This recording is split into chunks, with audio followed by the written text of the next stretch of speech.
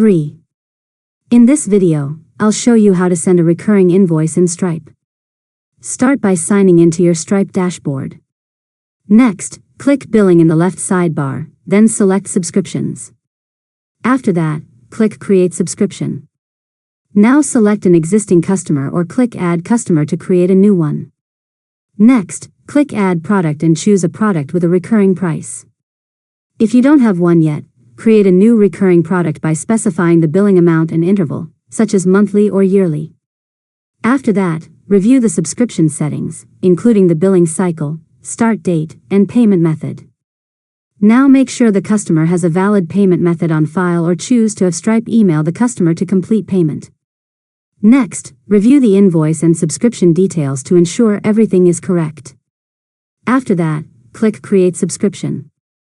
Stripe will automatically generate recurring invoices based on the billing schedule you've configured.